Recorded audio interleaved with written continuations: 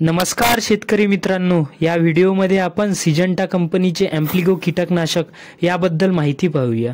आपण ॲम्प्लिगो मध्ये असलेले घटक, त्यांचे कार्य, कोणते औषध ॲम्प्लिगो सोबत कीटकनाशक वापरायचे नाही, तसेच ॲम्प्लिगो फवारल्यानंतर दुसऱ्या फवारणीत कोणते कीटकनाशक वापरावे किंवा कोणते कीटकनाशक वापरू नये, ॲम्प्लिगो कीटकनाशकाची किंमत, त्याचे वापरायचे प्रमाण या व्हिडिओमध्ये आपण पाहणार आहोत।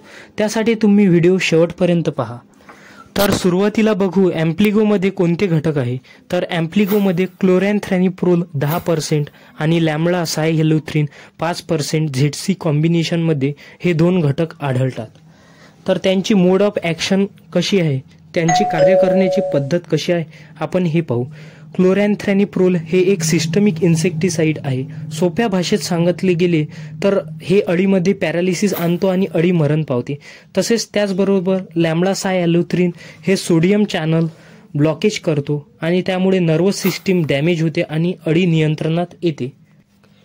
कापसातील बोंडअळी, सोयाबीनमधील पाने खाणारी अळी आणि शेंगा पोखरणारी अळी, तसेच विविध प्रकारच्या अळ्या कंट्रोल करण्यासाठी हे दोन ॲम्प्लिगो वापरले जाते।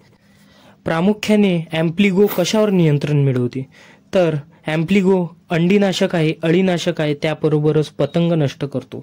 तसेच त्याची ट्रान्सलिमिनार ॲक्शन आहे, म्हणजे जर आपण ते पानाच्या वरच्या भागावर फवारले तर ते पानाच्या खाली जाऊन पानाच्या खालील अळी नाश करतो। शेतकरी मित्रांनो, आपण आता पाहणार आहोत त्याचे किती प्रमाण वापरावे आणि ॲम्प्लिगोचा एकरी किती खर्च येतो। तर ॲम्प्लिगोचे प्रति लिटर प्रमाण हे 0.5 ml एवढे आहे, म्हणजेच 16 लिटर पंपासाठी आपण 8 ml एवढे ॲम्प्लिगो वापरायचे असतेच। तर त्याची किंमत पाहिली तर ॲम्प्लिगो बाजारामध्ये 80 ml च्या पॅकमध्ये उपलब्ध आहे, जे 800 रुपयापर्यंत येते, म्हणजेच 1 एकरसाठी 800 रुपये खर्च येतो आणि 80 ml हे 10 फवारण्या टाक्यांसाठी पुरते, जे 16 लिटरची टाकी आहे त्यासाठी। आपण ॲम्प्लिगोला पर्याय म्हणून जे ॲम्प्लिगोपेक्षा स्वस्त आहे असे म्हणजे बायरचे सोलोमन वापरू शकतो। हे 250 ml 1.5 एकरासाठी पुरते आणि 740 रुपये याची किंमत आहे। दुसरा पर्याय म्हणजे अदामाचे कोसायर, जे 60 ml हे 1 एकरसाठी पुरते आणि ज्याची किंमत 680 रुपये आहे। आपल्याला जर फवारणीचा खर्च कमी करायचा असेल तर ॲम्प्लिगोचे हे दोन स्वस्त पर्याय आपण वापरू शकतो। आपण ॲम्प्लिगो सोबत किंवा ॲम्प्लिगोची फवारणी झाल्यानंतर दुसऱ्या फवारणीमध्ये कोणते कीटकनाशके वापरायचे नाही हे पाहू।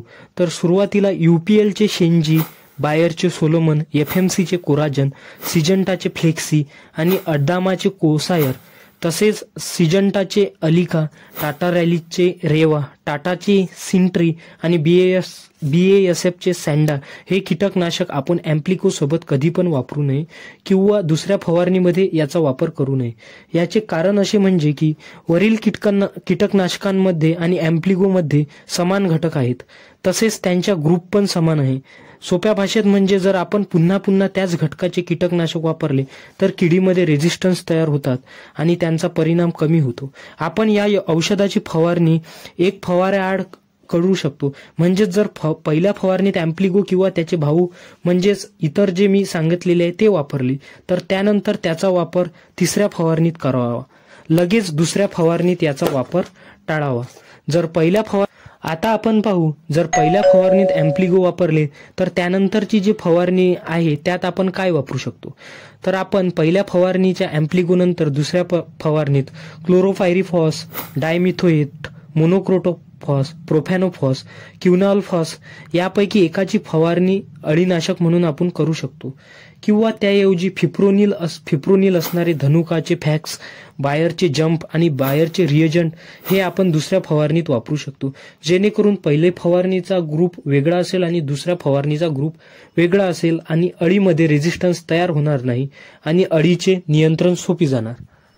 तर अशा प्रकारे आपण सिजंटाच्या ॲम्प्लिगो बद्दल पूर्ण माहिती पाहिलेली आहे। जर तुम्हाला सिजंटाच्या ॲम्प्लिगो विकत घ्यायचे असेल तर जवळील कृषी सेवा केंद्रात त्याची किंमत विचारा किंवा भारत ॲग्री ॲप या ॲपवर त्याची किंमत पहा, जे स्वस्त तुम्हाला परवडेल ते तुम्ही घेऊ शकता।